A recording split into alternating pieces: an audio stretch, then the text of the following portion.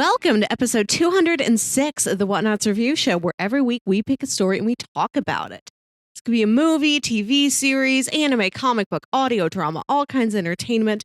We watch it, read it, listen to it, and then we come back here and we discuss it. My name is Melissa Wilkinson, and I'm joined, as always, by Kyle Springer. Kyle, hello. Ahoy! Ahoy, matey! How's it going? It's going well. How was your weekend? It's been pretty good. I've been trying to catch up on a bunch of my comics and stuff that I've let stack up over the past handful of months here. At one point, I think I had like 130 comics to read in my DC app alone. Oh boy. So I'm at least I feel like halfway there. I've managed to clear out my Marvel app, and DC is now down to like 70 something. So there's that, and then I still have all of my like physical stuff that I bought that I need to catch up on. So it's getting there, but because I've made that like leeway, I feel good. I feel like I've accomplished stuff. So there you go. That's what I've been up to. That sounds nice. I just ate some donuts. Ooh, what kind? I had a Cinnamon Toast Crunch donut, or I don't know if it's Cinnamon Toast Crunch specifically, but it's a cinnamon profile that reminded me of the cereal. Interesting. So that reminds me, my girlfriend bought Cinnamon Toast Crunch, like spice. That's not the right word, but you like literally it just is cinnamon sugar in a jar. That's what I said, but she like it is specifically like Cinnamon Toast Crunch branded, I guess, cinnamon sugar. And so she was so excited that like this thing existed, and I was like, it's just cinnamon sugar, right? And she was just like, oh. It was just like so defeated, like she didn't think of it. It was fantastic. Did you try it? Is there any element of the toast flavor in there? To be honest, I actually haven't yet. I've not had like a reason to be like, let's do cinnamon sugar on this thing. But I might just have to just pour the powder down my just take throat. A spoonful of it in the morning like it's medicine. Exactly. Sounds good indeed. Melissa, what are we here to actually talk about this morning, though? We are here to talk about the HBO Max pirate comedy, Our Flag Means Death. Yes, we are. I'm actually super excited to talk about this one. I think this one was a great surprise. Yes. Yeah. I'd heard very good things about it, but nothing really specific. And the show is so winning. It's very charming, very funny, very sweet, very romantic. I'd almost classify this as a rom-com featuring pirates. Yeah. What's interesting to me about this show is that I think it constantly redefines what it is. Yeah. Throughout season 1, I would say it switches like what kind of show it is, like 2 or 3 times. And not in a way that's jarring per se. Like it all feels like it's a natural progression, but it's interesting to see, because when you pitch this, I was like, yes, I've heard of this show. I've heard good things. It's a pirate comedy. And then I watched the first like 2 or 3 of them, and I was like, oh, it's a workplace comedy. Yes. I didn't know that. Like no one mentioned this. And then almost like on like episode 4 or 5, it switches. It's like, oh no, this is more of a dramedy. Like the workplace stuff is maybe there every once in a while, but it's not like, that's not really what this show is. And then by the like final like 2 or 3 of this show, it's like, oh no, this is a romantic comedy. Like that's what this is. But so it is a pirate comedy all the way. But yeah, I had no idea it would like switch up all of this stuff. I was just expecting more straight pirate stuff. And Yeah. no pun intended, we did not get straight pirate stuff. So this is also a very gay show, which was fantastic. It is. I loved it. I think I Yeah. had known that going in that there was a lot of queer presence in it, but I wasn't aware there were going to be like 3 different couples Right. we were going to follow. Right. Yeah. Yeah. I had heard nothing but good things about the show. Didn't know how I was gonna feel going in, not knowing like how do you do a pirate comedy these days? It's so unique, right? This way. And yeah, it this I thought this was stellar.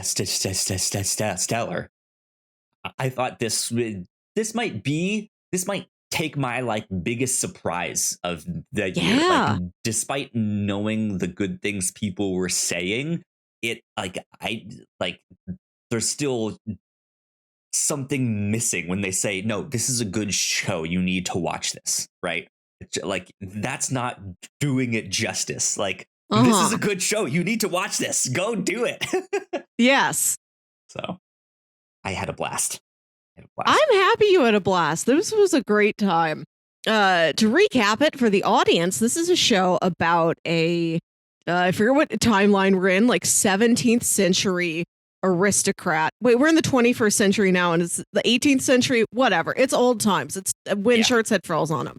It's an aristocrat named Stede Bonnet who's married, has a wife and kids, and is not happy with his life. And he decides to leave his wife and kids with enough money to live well and take the rest of his fortune and build himself a pirate ship. And he's going to just live the pirate life. This is his new life now. And he's got this ragtag crew of pirates who are more traditionally piratey than he is. He's brought his silk dressing gowns and his cravats and his books and his tea set and everything on the ship. And nobody takes him seriously, and he decides to lean into it and be the gentleman pirate. None of the other pirates are going for that angle. I'm going to raid you, but I'm going to raid you very politely. And then they encounter the truly fearsome Blackbeard, pirate of legend. And Stede and Blackbeard become friends. Blackbeard kind of teaches him how to fight, how to cheat and steal a little bit. And he teaches Blackbeard, all the different forks there are for a dinner party, how to dress well. And they bond. It becomes a friendship, and truly more than a friendship. And it is the crux of this series. Yeah. And then you watch all the other crew members grow, find their own personalities, develop their own relationships. It's very charming. And find respect for their captain. Yes. Yeah. Yeah. In the first episode, they were going to mutiny him. And then by the end, they're like, we will take only him. Steed's the best. Yeah. Yeah. It starts out like that workplace comedy where it's like, oh, the boss is just a bumbling idiot. Like, which is all workplace comedies, right? Everyone wants to be the next The Office. And it immediately turns from like, we don't like this guy, he's kind of an idiot, he doesn't really know what he's doing, but at least we can be pirates on a ship and not really have our lives in danger because he's an idiot and he's a coward, right? But then they end up on their own adventure of sorts, where danger does become very real, and by the end of it, they have a respect for their captain, and they want to stick with him and stick up for him and defend him. So it's a very heartwarming story. It is kind of a rom-com in the midst of this, but don't let that steer you away from this. It's a fantastic show. Yeah, really well-rounded. Yeah, it's got a lot of different angles going on. Yeah. Lots of great characters, lots of moments of action, of actual like good drama, not necessarily this like, oh, it's a sitcom kind of thing. No, like they actually have some good moments of of like, oh, this is actually like a drama about pirates. So yeah, I this comes highly recommended. Yes, for sure. Truly a unique piece of work. Go to your local HBO Max and seek it out. Indeed. Indeed. Do you have any other kind of like final thoughts you want to add to this? I just want to say how colorful it is the final thought before we go into spoilers. So bright, so vibrant. Everyone's so stylish. I got my steed look going here. I got my cravat and my floral silk gown. You do. I am ready to be glamorous on the high seas. Well, if you are ready, I say we should take a quick break for housekeeping, and we'll be right back as we dive into spoilers when we return. We'll be right back. We put a lot of hard work into the shows that we make, and yes, we make multiple different shows here at the Whatnauts, and we'd love it if you check them all out. You can find out more information on our website at thewhatnauts.com, as well as your favorite podcasting platform of choice.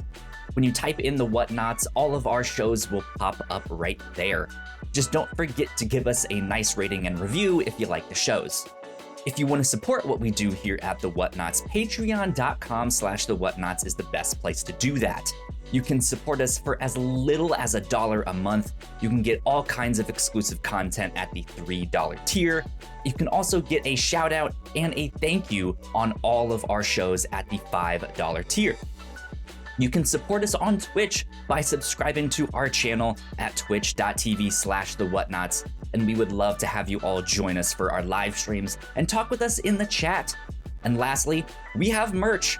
If you'd like to grab yourself a shirt or a sweatshirt or a mug or something else, go to thewhatnauts.com/store to pick up some merch today. And we are back. Big shout out to all of our Patreon supporters. We appreciate you. We love you a lot. Thank you so much for supporting us. It means a ton and helps us do what we do here on the show and on all of our podcasts here at The Whatnauts. Speaking of which, cool things that we've been up to here on The Whatnauts. On Crossplay, our video game podcast, PlayStation just announced a small list of initial games that they will be releasing on their new tiered PlayStation Plus service. So if you are interested in buying PlayStation Plus and getting one of the higher tiers that will get you access to a bunch of different PlayStation games, from classic ones to newer ones. We talked about that and whether or not we thought that was a good first step for them there, to at least trying to better compete with Xbox Game Pass. But yeah, that stuff on the captain's log. We had a little bit of technical difficulties this last week, which was not fun. But we did talk about fancy dinner parties and briefly and stuff. Yeah, which was inspired by this show, Our Flag Means Death. So if you want to hear that, if you want to hear some of the latest pop culture news and all that stuff, that is on the captain's log. It's a good one. It's a fun one indeed. And then be on the lookout down the road, because I know there's some exciting stuff coming from Marvel. We got the Miss Marvel show coming very soon. There was the first trailer for She-Hulk was released. And we did our reaction to that on the Reactor Core. So yeah, we might even have some Obi-Wan Kenobi stuff on the Reactor Core. But yeah, with that I think is housekeeping. And I'm actually going to take a quick break. I will be right back. I need to go blow my nose. So oh, sure. I will be right back. Let's see.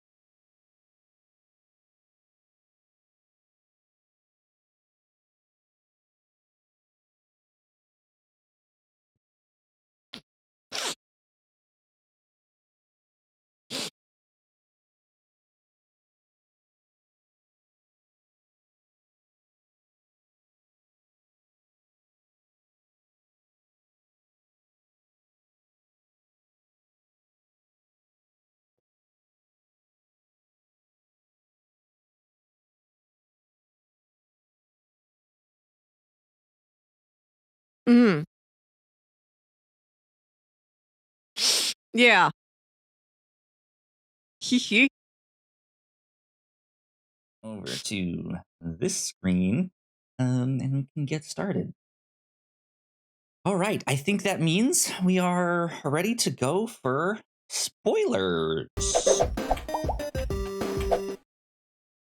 Here we are.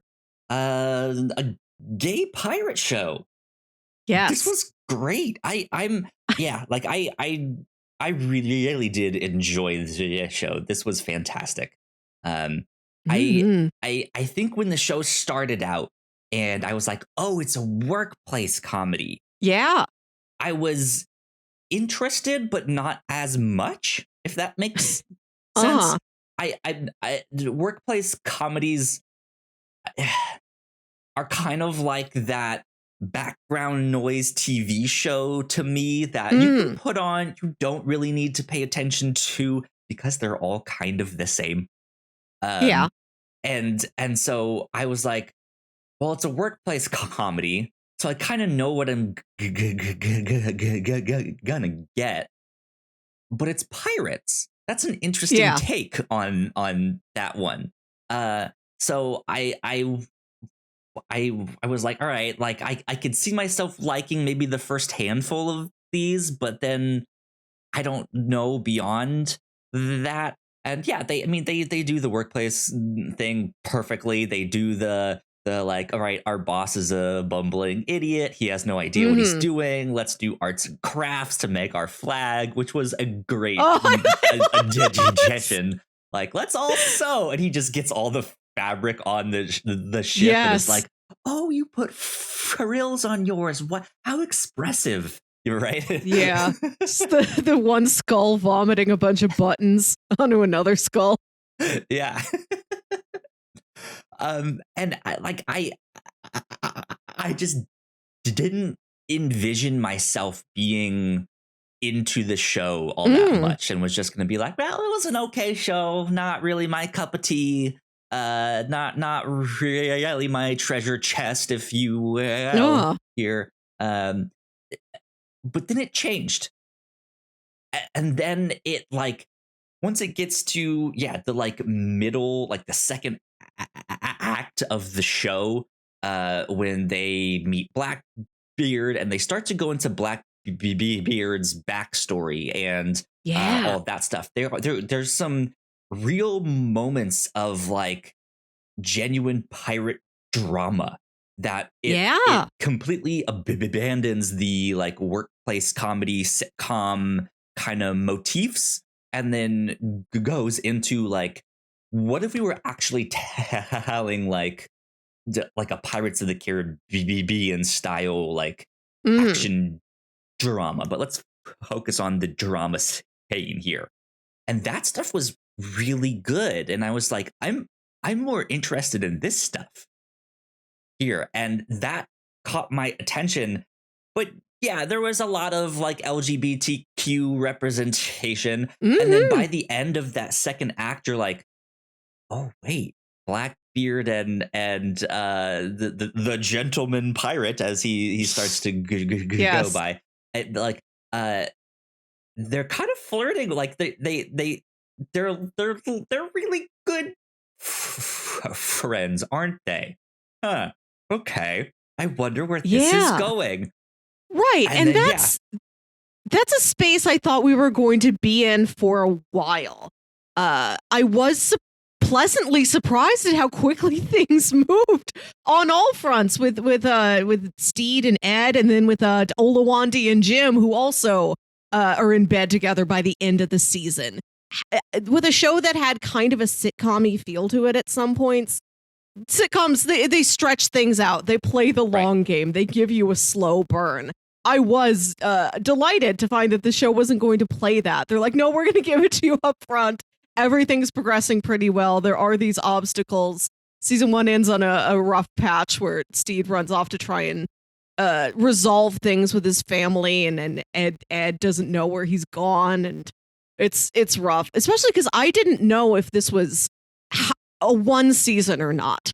Like I got like a couple minutes into the final episode before I realized, oh no, they don't have room to solve everything. This must be season 1 of question mark. Yeah. And not season 1 of 1.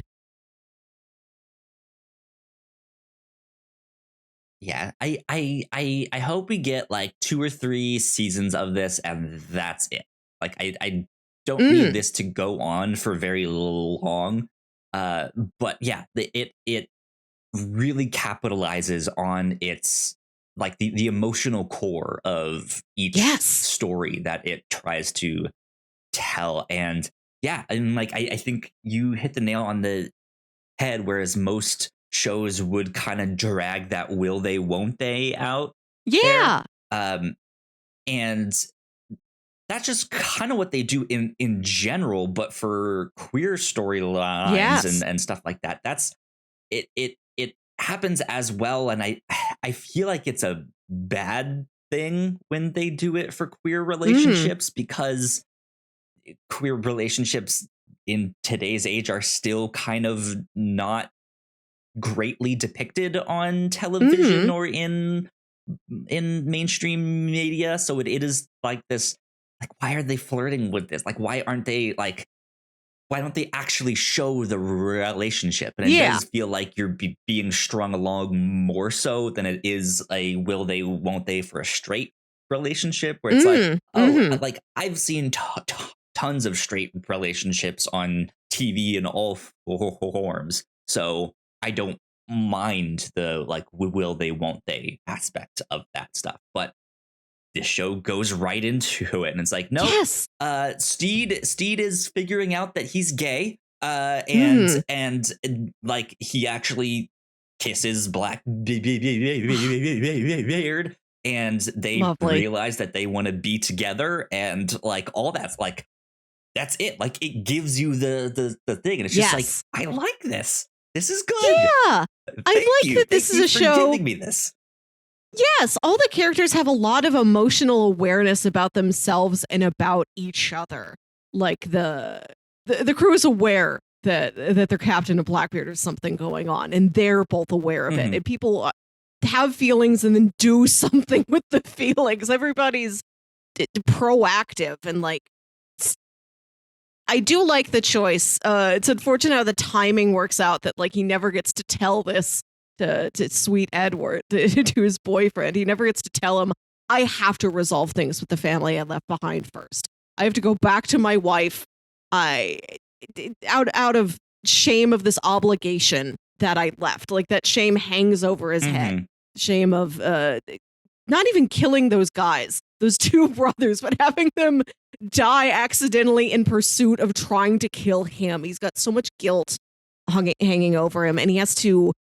He can't be with him with that guilt over his head. He has to go do something about it. And so he goes and does something about it. He fakes his own death to leave his wife. And his wife's okay with it. I really liked how that resolved. I love that his wife, who's an actress I really like from the Comedy Bang Bang podcast. I don't think I'd seen her on screen before. Very excited to see Claudia O'Doherty. I love that she has taken a liking to her life as a widow, and she's found this new man who she sincerely loves. Like, they're not just sleeping together, her and Doug, the kid's new dad, basically. That's a good relationship. They really support each other, and she really wants Stede to go find somebody who supports him. Like, I like that they end those 2 come to terms. They support each other. It's an amicable parting where she helps him fake his death in an elaborate way that involves a falling piano and a loose leopard. It's a true Sherlock moment. it's Sherlock when he jumps off the building, and then you have to wait an entire season to figure out how. So I gave off this like confused look while you were talking, not to something you had said, but to a thought that popped in my head as you were speaking.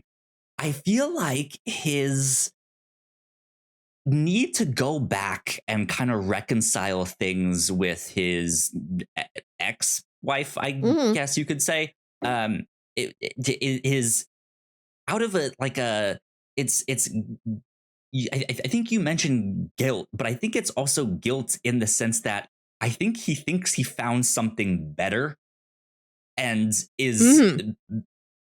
maybe not worried. That might not be the right word, but like it just it has this like, what if they hear or what if they find out that like I found something better? Like I don't want them to feel bad about that. Mm. And I like Yeah. that might be the healing or how I got that. Like it just became clear to me because I don't like necessarily like in the moment I didn't understand why he was going back to tell his family if he had kind of already left that behind.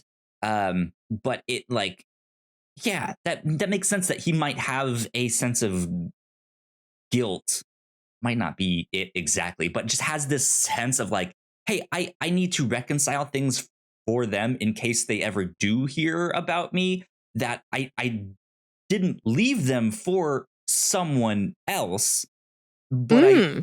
I did end up finding someone, and Yeah. it's great. And I don't want there to be like misconceptions in there is what it felt like. Uh, Mm. So yeah, Yeah, he like goes he back to reconcile things, and you get like the 10 minutes of like, what's the wife's perspective in all of this? What's the Yeah. widow's perspective? And she's having a ball. She's Right. like, man, this is great. The kids adjusted much faster and much better than I expected them. I took up painting. I'm having I'm wearing galleries and showings, and like, yeah, I'm wearing cool black widow clothes. right? Yeah. She had Very this like stylish. get together of widows Right. of Widow like, club. wow, how are you spending your time now that you're free? Yeah. I was So happy yeah, that it's a she good was a one. character who got to have as much depth as anybody else who was on the ships. That she wasn't just this plot setting thing of, oh, he had a wife and he left her. Like we go back to her, we see how she's been doing, we see how the kids have been doing. Yeah, Mhm. we check in with them. Yeah, I like that they get to have a journey also, and that Stede never really connected with them, but like never strongly disliked them either. Like he doesn't love his kids, but he tries to impress his kids with the petrified orange. His daughter's like, I split it in half. I wanted you to have half, and I wanted to have half to have something to remember you by. Like their Yeah. connection is at least that strong that they each have They half of liked his playing petrified pirates orange. when Yeah. he Yeah. was there. Yeah. They respect that their dad's got to run off and live a pirate life, and they're going to hang out with their mom and Doug, their cool new art gallery setting up stepdad Doug. Yeah, he Cool goes new back art to dad. them. Right, they have a cool new art dad. Goodbye, pirate dad. And Steve goes back there out of guilt for this obligation that he flaked out on. And Mhm. it isn't exactly, it's not like he's going there to apologize and then go immediately back to Blackbeard, back to his ship. It's like he thinks, I made a promise before God and everybody, before that lighthouse, that I would do this. Maybe I'm supposed to do this. If I did that, maybe I wouldn't feel so bad. And he Mhm. goes there, and it's really when his wife tries to murder him. She's like, it was better when you were dead, when I believed you were dead. I like that she tries to kill him, and then they have like a discussion about it. It's an argument that turns into a discussion of, what do you really want? What makes you happy? Do you love Doug? How do you know you love Doug? What does love feel? I also love that one of the widows specifically is like the dark widow that is like absolutely like how do you murder your husband like now that you've divorced him or something, like is just totally has the alcohol, is the like stay at home like drunk, has an eye patch. Has an eye patch, like she's hardcore, and Right. like abs like they knock on the door to her house, and she's like, so did you kill him yet? Like and he's like, hi, I'm here, and she's like, oh my god, did you? She's like, he knows, we're good, we're fine, we're figuring it out. but Right. is still I like that like she. helping them fake Yeah. his death, kind of. Yeah. And she didn't. It doesn't seem that she killed her husband, but her husband was an undertaker. So she just knows ways to like kill people or like fake Right, yeah. deaths. She's seen a lot of deaths, and that's why she knows how to do this. Seems like Yeah. her husband died of natural causes, but if you want yours murdered, I can give you a hand. I know how to do it. I'm your gal. Yeah, yeah. Yeah, I'm glad that we got to see her in this show. I hope down the road we actually get to see more of her. Yeah. I don't necessarily want them to actually interact, if that makes sense. Mhm. Like, I want it, you know, the trope of 2 dates at once, right? And they're like yes. in the same, like, I want something kind of like that, where they go somewhere and don't realize that his wife is like having an art showing there while they're trying to be pirates at this thing. And so he's trying to be a pirate while also like trying to not interfere with his like ex wife, and trying to do pirate things while like skirting around the like art gallery stuff, and trying to make it known that, or trying to not make it known that he's there, or like somehow protected her art gallery in the midst of all of this stuff, right? Like I would like that, some kind of still like heartwarming touch that you get to check in on them and just be like, oh, like he's still looking out for them, but he's not necessarily interacting with them because he can't really be seen with her again since he did fake his death a second time. Right? Yeah. I guess the first one, he didn't fake it. He just disappeared and she considered him dead. Yeah, they declared him dead. Yeah. I do like that we are heading into a season 2 where, or really at the end of the first season, where he enrolls in like Privateer Academy. They're like, no, you're dead. We see that you're here alive, though, so you still have to go to Privateer Academy, but know that you were legally dead. Now we've even doubled down on that. He's truly dead. He's a man with no records, no pasts. Stede Bonnet can be anybody. Yeah, indeed. But yeah, I hope they check in on them again. Yeah, there's a lot of really delightful characters in this show. Like all the different crew members, even the guys up from like Blackbeard's boat who come over, who we never get to know well, like except for Izzy Hands. I couldn't tell you the other 2 guys' names, but every actor has such personality. They're all so distinct. They've all got a very distinct look. Like, even if I didn't catch everybody's names, I'm still like, I love the guy with the headband with like the Swedish accent who makes a marionette for the talent show. Indeed. Before we dive into some of the other characters, I do want to talk about the relationship between Stede and Blackbeard. So much more to say, yes. Because that is the crux of this show. And like we already mentioned that the show ends up giving you the relationship, right? It is not this will they, won't they thing that they string you along for 6 seasons, and maybe once in there was a drunk kiss and you don't know if they're gonna do right. They actually give you the thing. So what else stood out to you about their relationship? That's what I want to know. It's really sincere, really emotionally affecting. Like, when I look back on the show that I finished yesterday morning, when I look back on it in my mind, when I will look back on it in the future, the good old I will think days less of yesterday morning. Right. When I will think less of the jokes and more of the emotional beats of this series. That's where it really shines.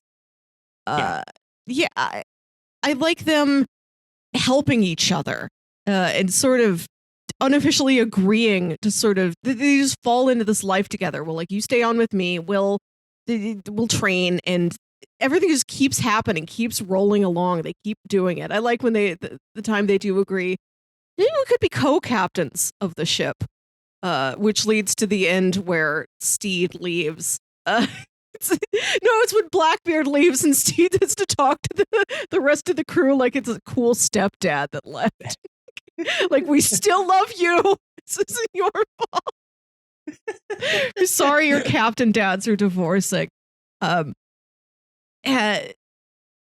the way they just reach out for each other and like come to realize, again, the emotional awareness of the show, where there's things that like not just the audience sees, oh, that's important, or the character thinks subconsciously, something about this is very important to me and I don't know what it is. I don't have words for it. Like, they come up with words for it. They are aware of it. I was surprised when in episode 9, it wasn't just like, they have to go to the privateering academy in exchange for giving up their life of piracy, this act of mercy. This is the only way they can not be killed at firing squad, that they can still like live and be together. They go to privateering school to be like soldiers in the King's Navy. And Ed Blackbeard is like, you know what? It's okay for me to give this up. Like, I can find other things that make me happy. And Steed's like, completely innocently, oh, what's that? And he's like, you. It's you. And then he reaches out and kisses him. And again, according to sitcom logic, you're like, oh no, the kiss is like season 3. This isn't episode 9. Yeah. And he's like, alcohol. Right. Right. This isn't like a disastrous situation where there's impending death or a New Year's Eve party or a mismatched date or quick kiss me so my ex doesn't see me. Any one of those 1,000 sitcom logic things, the rules in which characters may kiss. No, they just do it beautifully here on a beach. And Steed's like, you make me happy. And then they're going to run away together. And then an angry sailor tries to kill Stede and accidentally shoots himself. And Stede is overcome with grief and shame and runs off to try and go back to his family to fix at least one thing in his life. Yeah. I would rewind a bit and at least mention that his true life of piracy really begins with an accidental death. He didn't really murder the guy, but it was kind of the cause of the accident. And yeah, there's a British officer, I believe, that he gets stabbed through the eye with his own sword and dies that way, and has to like, Blackbeard is like, no, you need to like act like you did this thing, right? Like you need to, or I guess Blackbeard is not there yet, so it's one of his. Which is what's another amazing thing about this show. I do want to say that too. Blackbeard isn't even here for a couple episodes. Like, this incredibly strong, compelling romance happens in like 6 episodes. Yeah, it's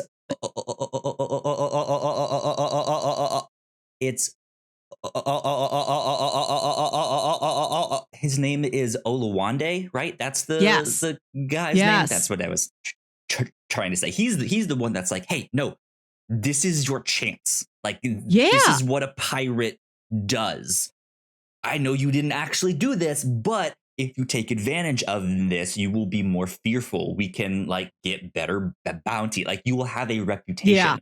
And so that's what they try to do, and that's how he ends up becoming the gentleman pirate.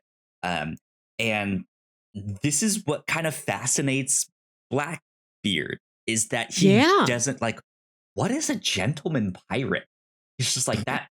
Never heard of that before, right? And yeah, he ends up getting on his boat and is just completely fascinated. He has books. He has a miniature ship of his actual ship, like on the cabinet. And he's just making fun of all of the stuff that Stede has there as this like fancy aristocrat would typically have there, that Stede doesn't give a second thought to. He just thinks that that's what everyone like. They have knickknacks and they have books and they have things that like they have paintings and pictures and portraits and all that stuff. Whereas like an actual pirate probably doesn't have much of that stuff, unless to like burn the book to stay warm, and gold and jewelry and booty, right? This book exists only so I can hollow it out and hide a flask inside. exactly, right? He's just like, what is this stuff? And Blackbeard is truly fascinated by all of this, and it turns out Blackbeard's backstory is that he was poor, like he didn't have much Yeah. growing up, and his mom instilled in him that, like, hey, you're never going to be rich. That's just the life that we live. Like, it doesn't suit you. Like, you just weren't made for this. And that's why he ran away and became a pirate. He was like, that, I don't like that. Like, I want more. I want to be rich and I want to have this stuff. And he becomes the fearsome pirate Blackbeard with 9 guns, as that one book thinks he has. No, I've got one gun, one knife. That's all I need. Yeah. One sleeve. It turns out it's not just a sense of greed that is the driving force for Blackbeard. Like, he wants to be an aristocrat.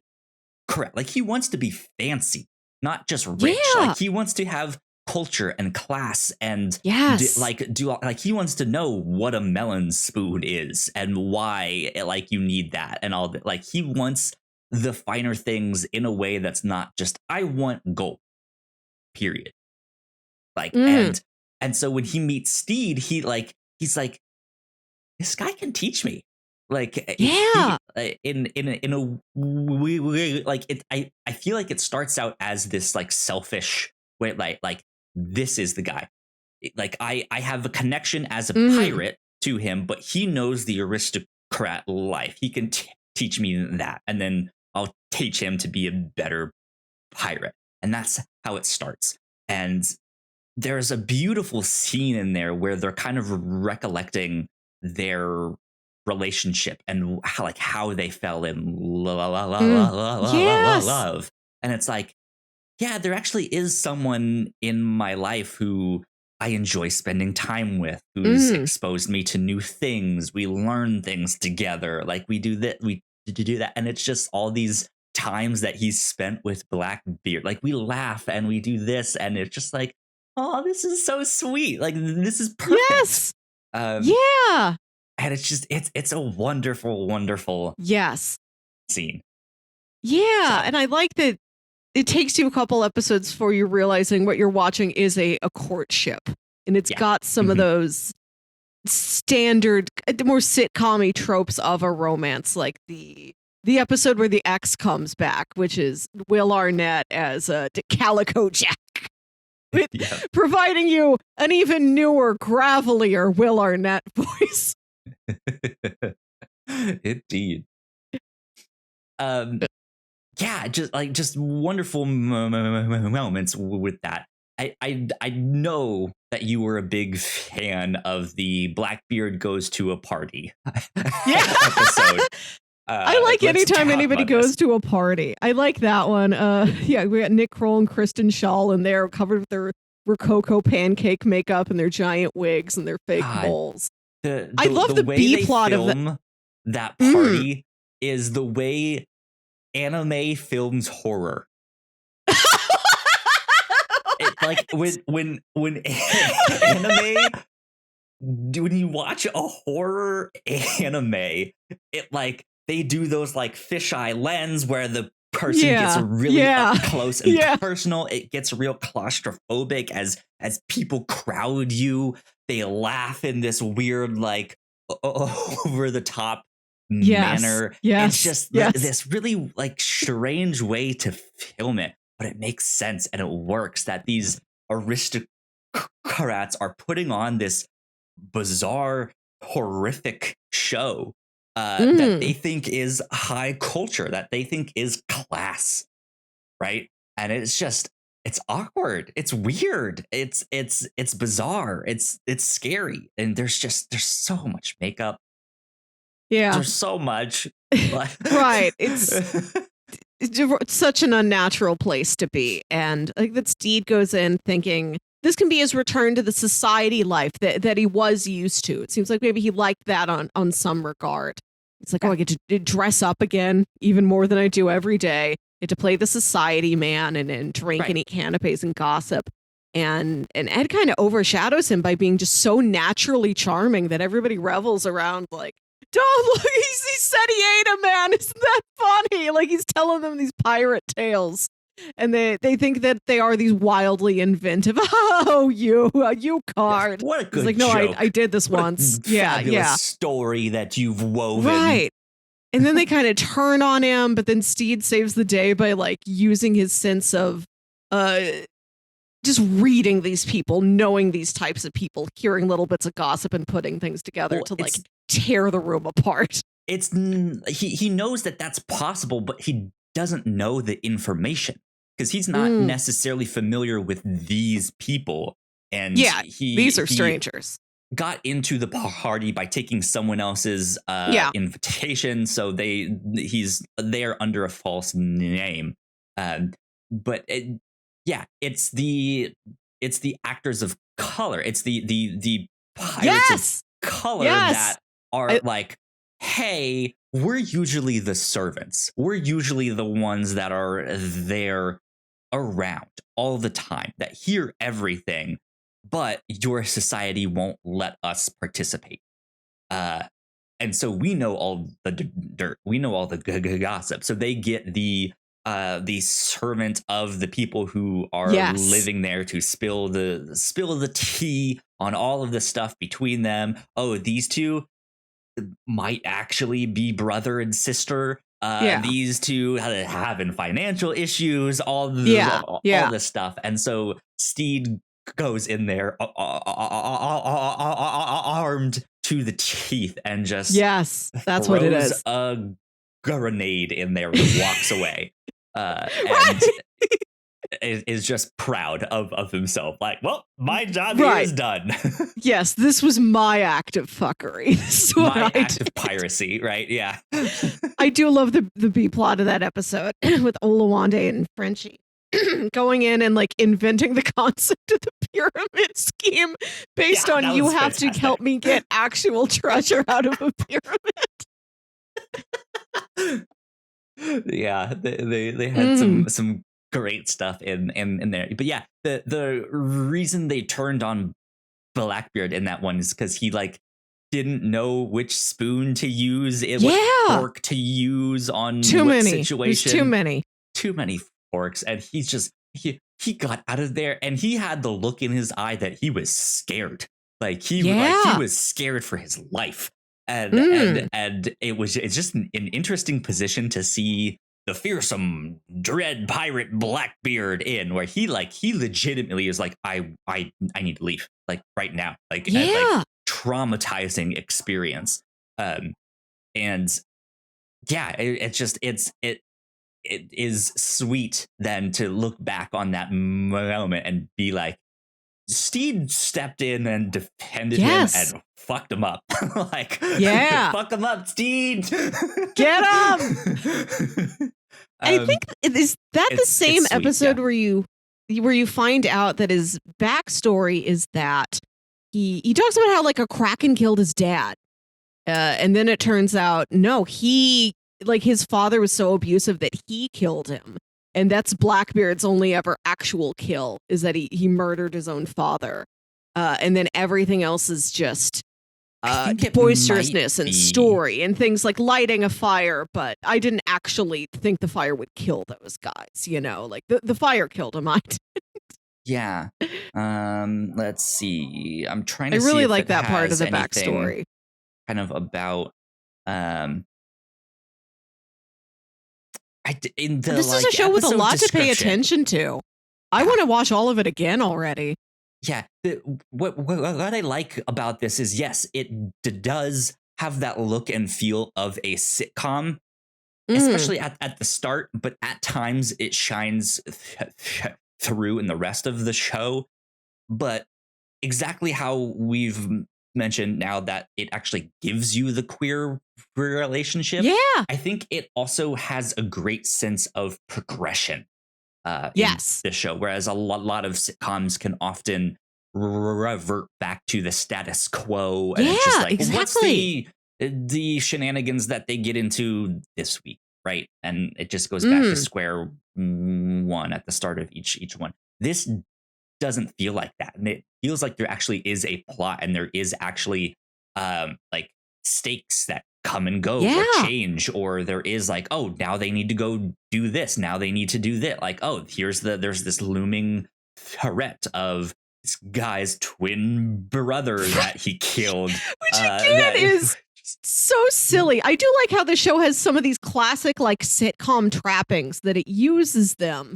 But you're right, it never hits a reset button. It keeps going. Everything leads somewhere. Nobody just like stews in their feelings for a long time. Like people are active. They do things. They solve problems. They try and get things off their chest. Yeah. So rich. We end the show kind of in this position where, Steed had ran off to go reconcile with his family. Blackbeard is just kind of left there, not understanding what's going on, and so he feels abandoned, and ends up reverting back to his like fearsome pirate self, where he is going to the silly stupid thing he does is paint on his beard because he's older now, so he has a gray beard, so he's not really Blackbeard. Right, and he had to shave his beard, which is like truly shocking when you see him without the beard, because he's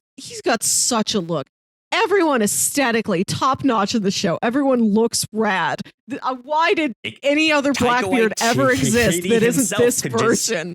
It could just be that. Could just have that look, and he'd be like, man, he looks so cool. Like, the beard, Taika Waititi's beard, man. You could just live like that. Still keep the Hawaiian shirt if you want. Thor, Love and Thunder, instead of them being like, buy Odin's beard, they'd be, buy Waititi's beard. Yes, like he could do it. Just be like, yes, it fits. It works. Who is this mysterious Waititi you speak of in the Norse pantheon? I don't know, but buy his beard for sure. I was trying to explain the show to my mom yesterday, and she'd never heard the name Taika Waititi before. So it was the day with her, like, repeating it throughout the day to, like, make sure she got it. Make sure she remembered what it was. I'm going to quiz her next week, see if she retained it. Planting the seed of YTD. Right. You got to learn, Mom. Yeah, I do love that joke that he shaves the beard. He has to have the beard shaved off and then he paints it back on. Yeah.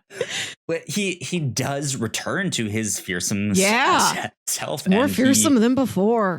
Supposedly kills one of Steed's crew. We don't know exactly. We don't see a body. Right. I don't believe that he's dead. This seems like he just pushes Lucius off the side of the boat, which seems like such an easy opening for he shows up in the season premiere, or like he washed ashore somewhere, or some other ship of other new characters. He shows up. We just assumed he was dead because he never showed back up, and then all of a sudden, season 2 finale, here he is, and he saves the day or something. I'd love it. Yeah.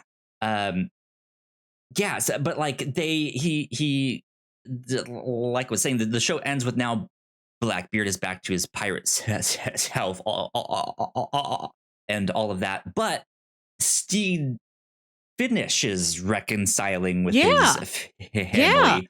Blackbeard has kind of abandoned all of Steed's stuff. He's burned it. He's tossed it off the side. He's left his old crew on a deserted island where they are just marooned there, right? And in the midst of the chaos, in the midst of them finally being hungry enough to maybe eat one another, Stede finally is off in the distance with the rowboat, and they see him off in the distance, and they're just like, what the fuck? Like he has this like triumphant like it is a like genuine like fist pumping moment when Stede comes back and he does the like, hey, like I'm here, and just like the arms raised, like, hey, like it's a good heartwarming moment, good emotional, just like, yes, he's back, they're a pirate crew again. They're gonna go after Blackbeard. Mom and Dad will get back together. Everything will be great. We'll be a two dad captain crew. Yeah. We'll get to do our talent show. I don't think we're afraid of Spanish Jackie anymore. Right? Yeah. Like I'm also like just how imagining the actual piratry, the actual fuckery that they will have to do to chase down Blackbeard, or get around him and stop him from doing something, and then for them to convince him that, like, yes, he's actually back, and no, I did not abandon you. I had to go reconcile with my family to let them know that I found something better. Yeah, like I do like that they got this out of the way early. Like they didn't go farther in the relationship, and then Stede's like, no, I made a promise to my wife. I don't even like her, but she's still my wife. I have to go back. I appreciate that this happened so early. That this is already cleared and off the table, and then we get to enjoy season 2 without that hanging over our heads with him. And hopefully it doesn't take him too long to win Ed back. Yeah. Yeah, this seems like a show that, I mean, it's introduced in like the first or second episode. This is his mantra for the crew. If we have feelings, we talk them out. We talk it out as a crew. We're going to share these things. Yeah. And that is the thesis of the show going forward. When people have problems or things they're stressed out or feelings, they do largely talk about them.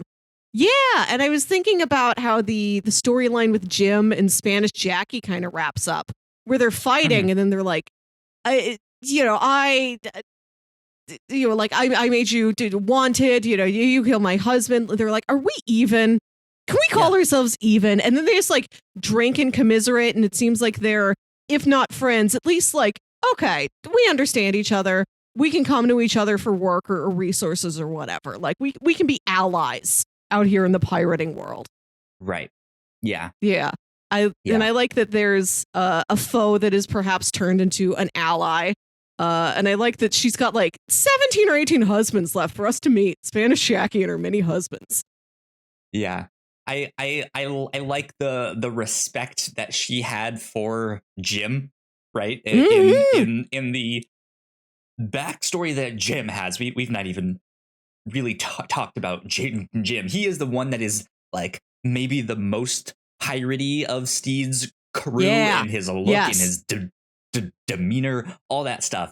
And then you find out it's a woman, and she's in disguise, and she like is on the run from murdering someone's husband. And yeah, it turns out to be Spanish Jackie's husband. All this stuff. You find out that Jim, like her parents were her mom at least was a nun, and she was trained to be a nun assassin. It's ridiculous, but she has the most like hardcore backstory besides Blackbeard, right? Yeah.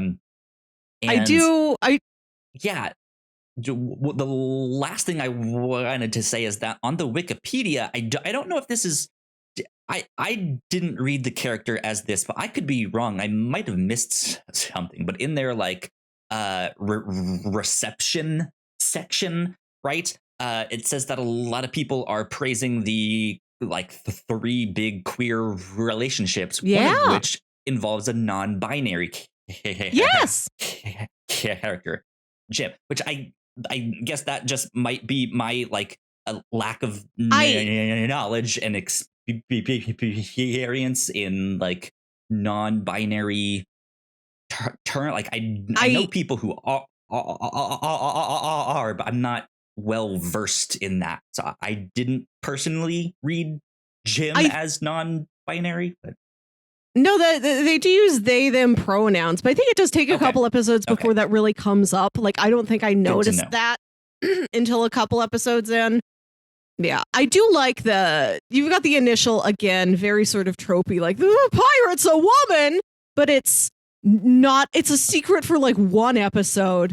And then Yeah. like very early, again, they get things out of the way. Nothing like lingers longer than it needs to. Like these storylines move. And like the crew finds out and they ask a lot of questions. And like you would expect them to be these very sort of sexist questions, and they are not. And Jim's like, you've been used to calling me Jim, just call me Jim. Yeah, their given name was Boniface Jimenez, so this is where Jim comes from. And crew just after that one episode of like surprise and curiosity, and the whole time, everybody really moves along. Everybody's friends. Everybody loves Jim, supports Jim and Olawande. Yeah.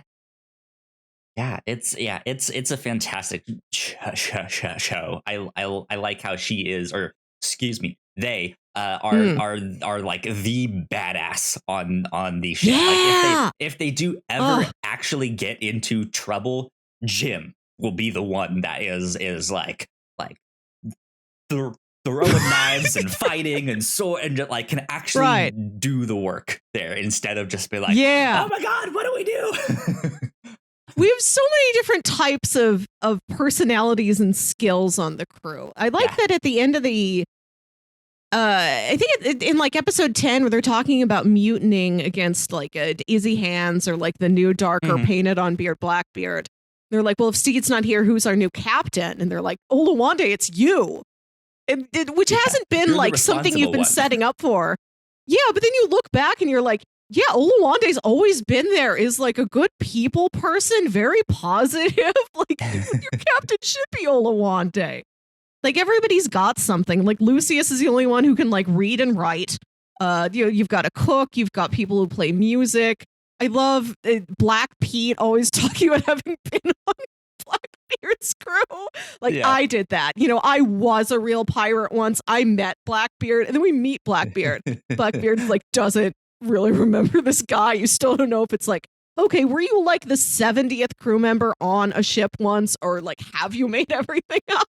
Right, and I love that we're really introduced to Black Pete and Lucius as these like just members of the ensemble for a couple episodes, and we don't find out they're an item for a little while. I like that they get established separately before you see them together. And I don't think there were like hints to that beforehand, but it's like, oh, that makes sense. I see this. I see why these two are a couple.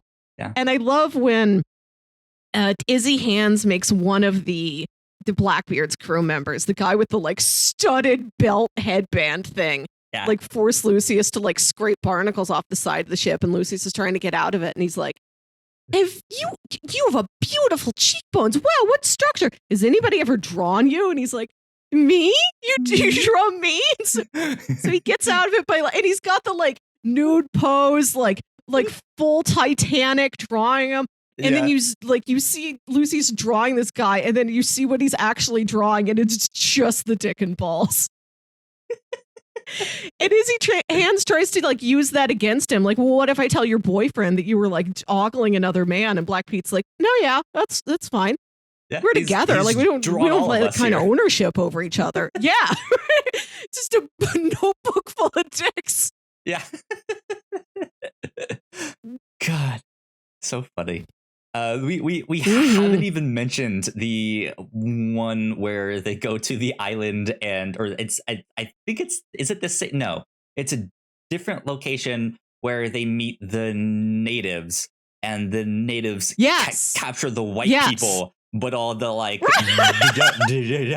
darker skinned ones, they're fine. They're just like, oh hey, you like. Come on in, have a drink. Like, you'll be fine.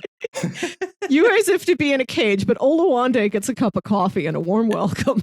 Right? Yeah, that was fantastic. There is a lot that is packed into these, which is why I don't want or need this show to get dragged out for like 5 or 6 or 7 seasons. Like, I want there to just be a small, concise 2, maybe 3, to just tell its story, and that be it, right? I could see there being spin-offs, right? Like if that's the route you want to go to keep this show up, or like keep telling stories within this world here, like you could have a whole show about Jim and Hmm. and Olawande, right? Like you could have a whole thing there. You could have a whole show about I don't remember her name, but it's Steed's ex-wife here, just Yeah, the being an Widow Bonnet artist. adventures. Yeah. Um, I, just like I feel like the world that Taika Waititi has created, or he's Mhm. one of the creators. Yeah, I want to say David Jenkins, I think. Let me go back up here on the Wikipedia page. Created Thank you for being on by the Wikipedia. David Jenkins. Yeah. Yeah. So it's the world that David Jenkins has created here, I think, is rich, and just by Yes. being a pirate show, I think I want to use the word unique. Obviously, pirate media exists out there, right? But like that was the initial thing that like perked me up, was like, oh, it's a workplace comedy, but it's pirates. Huh. Right. Interesting. Like, what else could you do that is a workplace comedy that is something so different, like pirates, right? Like, what if Mhm. it's aliens? What if it's in space stuff? I guess we have the like space force, but that's more of like NASA, not rather than like right. Like there's all sorts of things that it could be out there that like people haven't really taken that leap of faith with yet. That like risk of like, but what if it's so out there that it's different than Yeah. everything else, right? Um, and yeah, I love the world that they've created here. So I would like to see more of this. I just don't think this particular story needs to get dragged out. Yeah, Makes sense. its momentum and its pacing are really stellar. Yeah, and I want to see more of it. But you're right. It does lose that if there's too much of it. Mhm. I like that this is a show that pulls from like real history. Like there was really a Sure. Blackbeard and a Stede Bonnet, and you know, so many of these other characters have got like some basis in a real person, got some Mhm. awareness of the time period, but it's also like stylistically so forward thinking. Like I said, everything's so brightly colored. Everything's so visually rich. Like Blackbeard's look is like full Mad Max. Yeah. Yeah. It's aesthetically so advanced. Every once in a while, they'll throw in a more modern term, like when they're trying to hide Steed's journal from the English Navy, and they find it, and Frenchie's like, "Oh, that's fan fiction I've been writing about the captain. He didn't really go on any of those adventures. He didn't really kill that guy. It's just imagined that he did." Yeah, just socially, emotionally progressive. Really, such a well-rounded, delightful show. And even the fact that like they have a character in there at like that is like it's the woman masquerading as the man, like that was around like in the pirate stuff too, like that happened Yeah. for real too. So Yeah. like Yes. there's all sorts of stuff that just like fits in with all of the stuff here that I would like to explore some more. Mm-hmm. So the last thing I kind of want to ask you is more so about how the show is filmed. Obviously they can't all be at sea while they're filming this thing, so there is the like, okay, it's obviously filmed in a studio or on some green screen or on this and that, but it's like first of all, let me ask you this, because I have some thought. Did it bother you at all? Like, did the way it was filmed or the way it looked, did it like get in the way of the show? Did you feel that No, at I all? thought it looked Okay, like, I think cool, I could good. tell you're not really at sea, but like I'm not going to make you go out at sea. Like I think having sort of a sound stagey look to the show really fits what it's doing and fits its sort of the brighter aesthetic. Yeah, And I there's a actually couple kind of parts of agree. the show that are and there's a couple shots in the show that are really gorgeous. I think in like the second to last episode. In the last couple episodes, there's an episode that starts with like the camera's like inside the ship, and then it goes like out a window and sort of pans across the deck where like everybody's sleeping. And we see Buttons like moon bathing with his bird. We're moon bathing. However, he does the thing. Yeah, I mean, like there is some sound stagey looking stuff, but I don't want that to scare people off, because I feel like the aesthetic of the show and the way it's filmed is really actually neat looking. Like it has a cool look, and it almost at times looks more like a diorama in that sense. And I kind of really like that. Like it's they're not fully trying to go for a realistic look that, oh, they're out at sea and we want you to not be able to tell, like you'll think they're out in the middle of the ocean.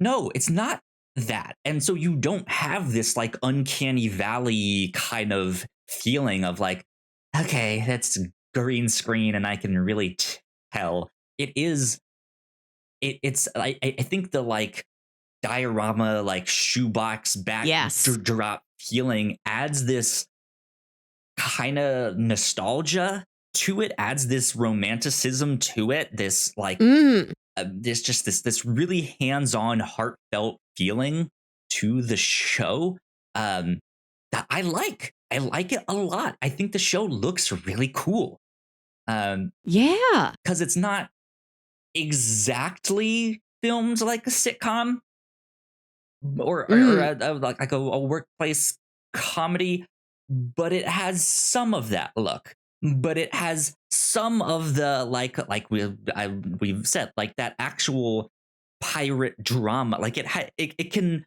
lend itself to both of these things really well.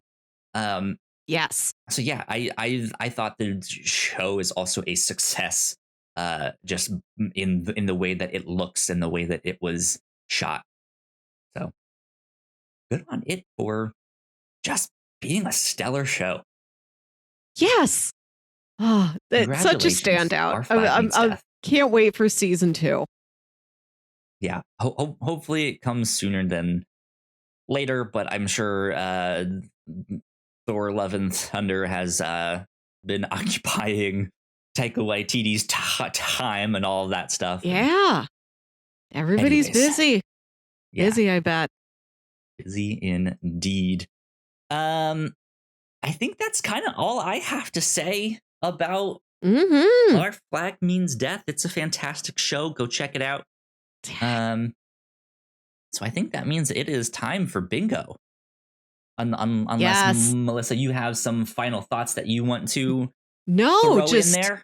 Everything I've already said, like emotionally so compelling, so sweet, and also at the same time like so heart-wrenching when there was a hiccup in any of these characters' journeys. Yeah. It really does a number on you. I'm so into it now. I'm so happy this happened. Absolutely. Well, that being said, let us switch over to our bingo card. Say it with me. B-I-N-G-O. Well done, just like a pro.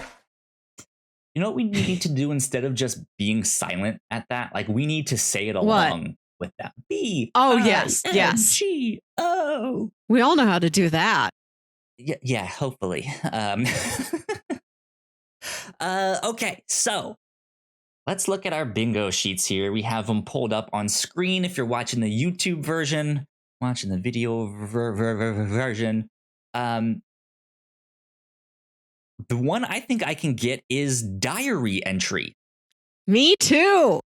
And that gives me another bingo. I think that's what we can do here. Okay, you already have another bingo. Let's see, where is it on your thing? Diary entry. Whoop, don't do that thing. I just need the highlight tool. There we go. Okay, yep, that does give you another bingo. Congratulations to Melissa on that one. I can mark it off on mine. It does not give me a bingo, but I'm still one step closer to a couple more. No time breakfast, nothing of that. Meeting yourself thanks to time travel, no. Do we have a mysterious scar? This would That's be a what good I'm place to wondering. have I a feel like mysterious there scar. must have been one, but there's so much Well- stuff going on. I don't know if I remember it specifically. Yeah. I don't think we had specifically a mysterious scar.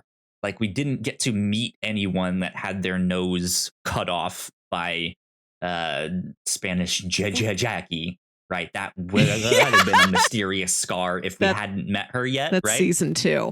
Yeah. Yeah. I feel like there were scars and injuries, but none of them were like, I mean, I see your eye in this. I guess you could argue for that one widow who had the eye patch.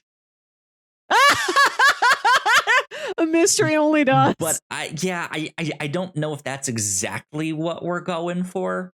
Maybe it is. Maybe it isn't. I think it has to be something that the narrative itself makes into a mystery. It has to be of at least as much significance as the eye patch detective from Dark. Yep.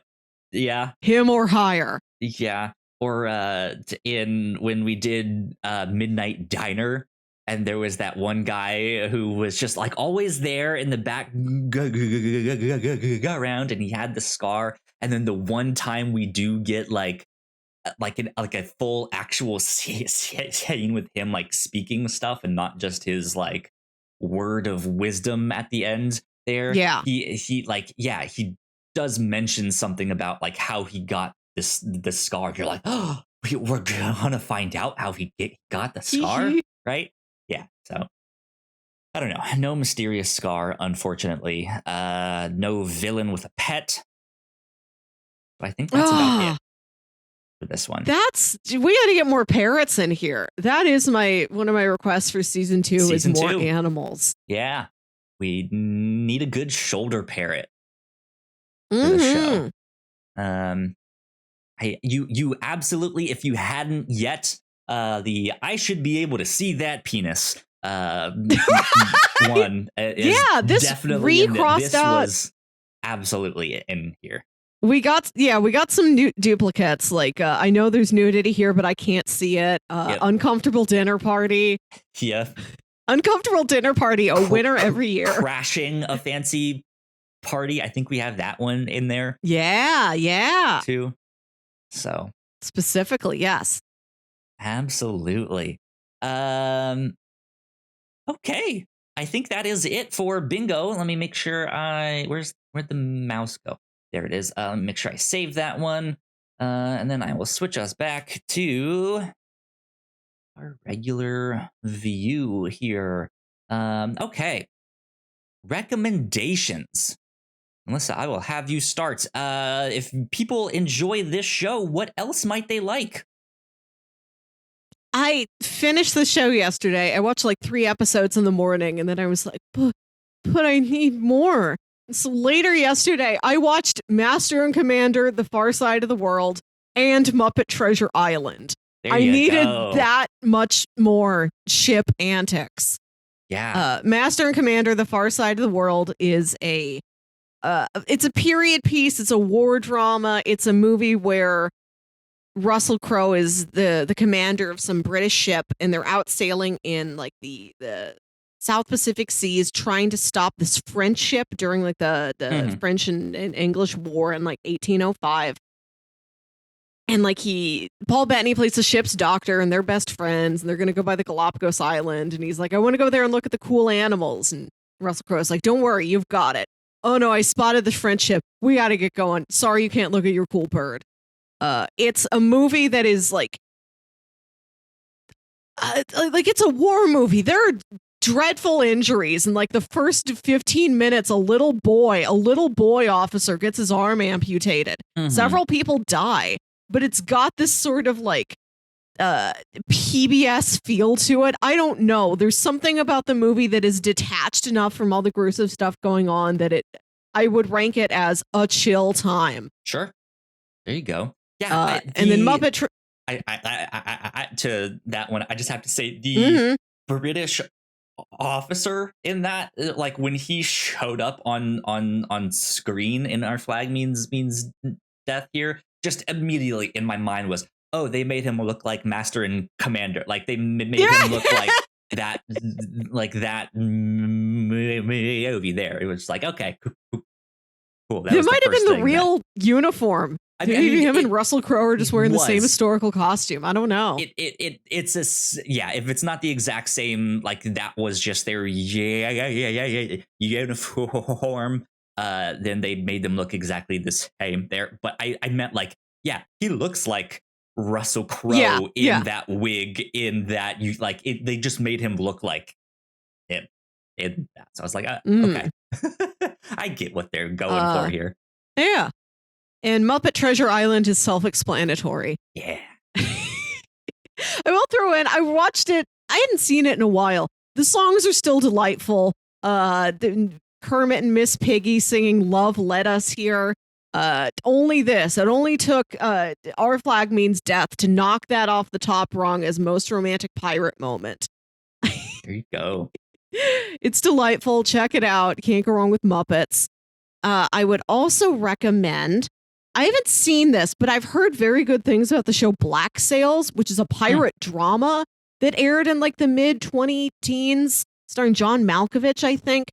There's another podcaster I listen to who has talked repeatedly about how there's an episode in like the end of season 3 or something that's a flashback to this antagonist character that completely explains everything.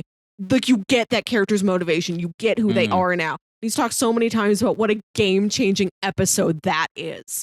So I've thought often about pitching Black Sails as an ongoing monthly series, just so I can know whatever it is he's talking about. I got to see whatever that episode of TV is. Maybe there's some more pirates in our future. Right.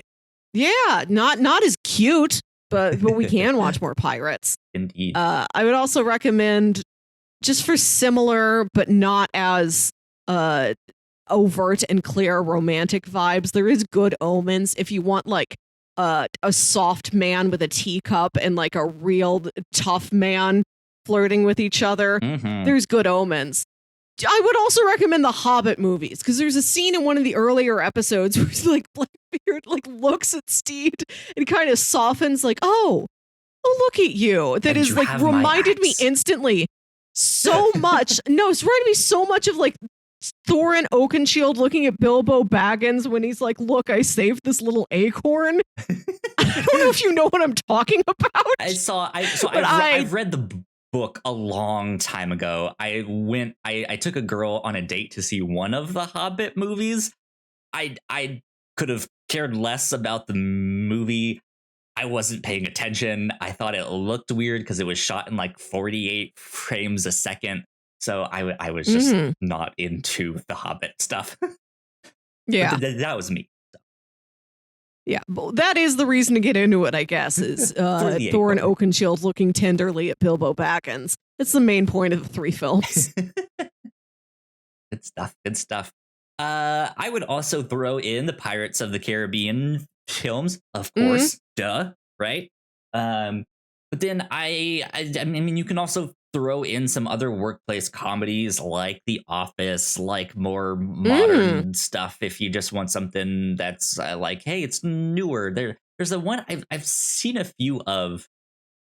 Superstore, I think, is the name of the show. That one has its moments, but again, just kind of a workplace comedy, right? Toss it on in the back, go around. Don't really need to pay attention, but it's kind of funny. Did you know Superstore is set in St. Louis? I did not know that. Yeah, it's not in the marketing. I didn't know that until Sam watched Superstore, reported back to me as a fellow St. Louis local. There you go. So yeah, I might pitch that sometime, so I can see if there's any St. Louis stuff I can point out to you. But then I also wanted to pitch a manga that I have read in the past. We covered it a long time ago on a previous version of this podcast, called Buddha. This is by Osamu Tezuka, who is often known as the godfather of manga. He's the creator of Astro Boy, all that stuff. And he has this very like cartoony style. And if you're a fan of like Disney stuff, it like his art style might appeal to you, but he has this like 8 volume series that I have. It's on my bookshelf back here. It's like 8 or 9 volumes. That is about the life and times of Buddha. And yeah, it's cartoony. It's a little bit funny. He exaggerates some things here and there, but he gets into this like just gigantic sprawling story that actually starts before he was starts before he was born. And that whole first volume, like Buddha's not even around. He hasn't been born yet. But yeah, you follow all sorts of different characters, and there's comedy, there's action, there's drama, there's romance. It's an incredible series that was a huge surprise for me with how much I liked it and how much you get involved and attached to these different characters that came into contact with the Buddha or like set him on a certain path or were influenced by him. I think this show kind of reminds me of that, where Stede is this kind of unlikely character that influences other characters or gets influenced by other people in a really surprisingly heartwarming way. And it's just neat to see like the life of Stede Bonnet kind of transform all of these people. So I would recommend that. There you go. Interesting. Yeah. Nice. There you go. There you go. There you go. Next week on the show, we are coming back to our monthly ongoing series. We've been watching the sci-fi TV drama Fringe. So we talked about season 1 last month, and the next week we were going to be talking about season 2. Indeed. Yeah, I'm excited to talk about that. There's 5 seasons total, so we will be continuing our coverage of Fringe for the next couple months, the end of each month here. But yeah, it's a good one. Go catch up if you want. It's a fantastic show. Yeah, I like it a lot. I have my pitches ready for the week after that. If you want to dive into that, I am ready. Yeah, I like to plan ahead of time. Indeed. So 2 weeks ago, I gave you the option of doing comics or manga. And you went with comics, and that's how we read East of West.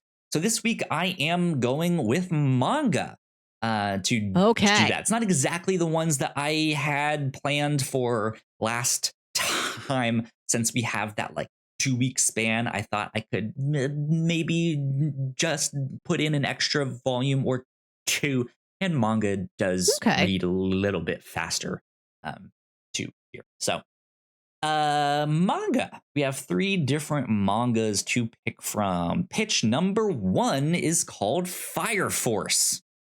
And it says, the city of Tokyo is plagued by a deadly phenomenon, spontaneous human combustion.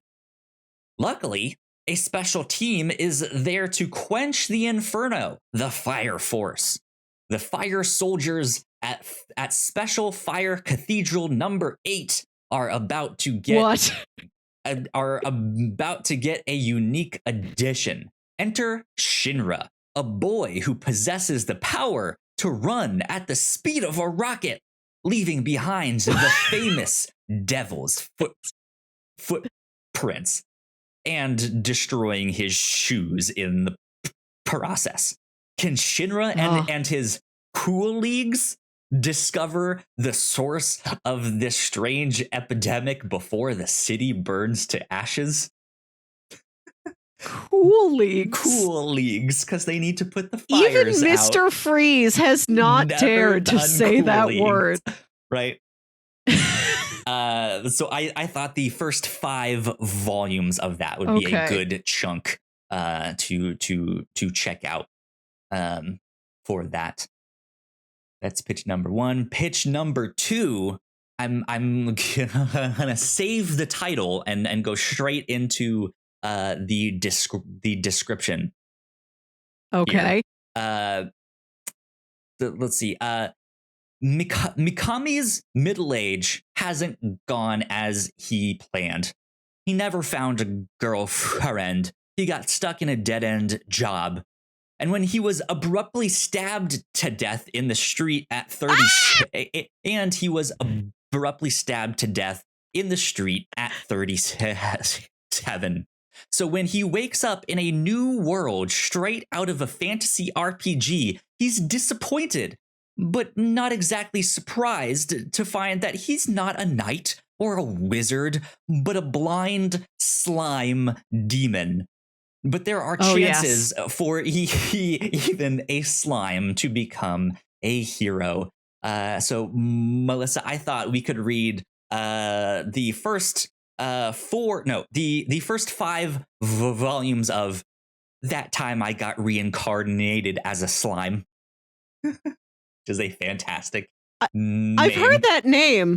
I've heard of the anime. I didn't know it was a manga. I will say, did not know it was a middle-aged character. That is a perk for me. Yeah, this is one that I've seen on Comixology a bunch, and I always mention as like, oh, manga and their ridiculous names. Like That Time I Got Reincarnated as a Slime. It's both a terrible name and like it's so bad it's good. Like it leaves so much mystery. Not only did you get reincarnated as a slime, what do you mean that time I got reincarnated as a slime? What are other times in your life? Did you get reincarnated as other things at one point? Who knows? I mean, maybe he's he believes in reincarnation and being I've been a lot of things in the normal world was just one of those times. Who knows? But yeah, when I read this, I was like, oh, I didn't know he was like a 37-year-old dude. I would have just figured this was like a high schooler that was into right. Yeah, it was into. I presume all anime and manga are about high schoolers. Pitch number 3 is called Noragami Stray God. And the thing says divine intervention for sale. Yato is a homeless god. He doesn't even have a shrine, not to mention worshippers. So to achieve his ambitions, he's set up a service to help those in need for a small fee, hoping he'll eventually raise enough money to build himself the lavish temple of his dreams. Of course, he can't afford to be picky, so Yato accepts all kinds of jobs, from finding lost kittens to helping a student overcome bullies at school. And this is, I would like to read the first 4 volumes of this one. I heard that the 4th volume is the end of like the first arc. And then volume 5 would have ended on a cliffhanger. So I was like, well, let's move that. Good to know. So that would only be 4 volumes there. But I've seen this anime on Netflix. I haven't actually watched it, but I know it exists and is there, and I've seen it around, and have been kind of interested to see what this one is here. But yeah, I thought pitch number 1, Fire Force, would be interesting because I in my mind get it mixed up with Promare, which we covered here on the review show. It sounds a lot like Promare, except without the like nothing X-Men angle. Right? Yeah, I know it has like almost nothing to do with one and the other. They're completely separate. But for some reason in my mind, I always get Promare and this mixed up. So let's unravel it. We could do Fire Force. That's pitch number 1. That Time I Got Reincarnated as a Slime is pitch number 2. That's one that I've always seen around on Comixology Unlimited. Just a ridiculous name.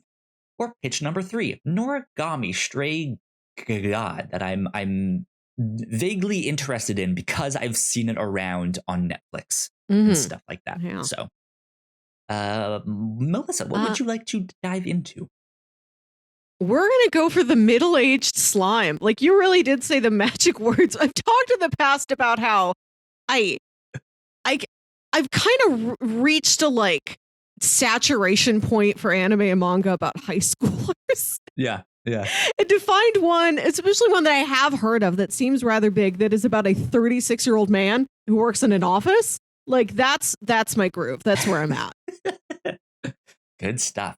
So yeah, in 2 weeks then, we will read the first 5 volumes of That Time I Got Reincarnated as a Slime.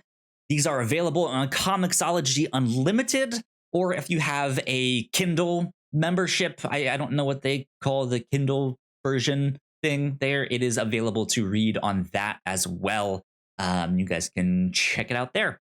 But yeah, next week, Fringe Season 2 is what we will be up to. And then the week after that, some manga. That Time I Got Reincarnated as a Slime. Hopefully our questions about how many times he's been reincarnated will get answered there. Yeah. So anyways, that wraps us up for this week. This was a good one. Our Flag Means Death was incredible. That was a great show. I'm glad we got to watch that one. So Melissa, where can the people find you on the internet? You can find me on Twitter and Instagram at Wilkywit. That's WILKYWIT. And listen to my other podcast, Saturday Morning Obscurities, show where me and my brother Jams talk about weird old kids shows you feel like only you remember. You guys can find me at Yo Kyle Springer on Twitter. And if you guys would like to stay up to date with all of the stuff that we do here at the Whatnauts, we are at the Whatnauts on Twitter. So please go like, share, and subscribe. That would help us out a ton. And yeah, I guess we will see you next week for season 2 of Fringe. So until then, bye. Bye.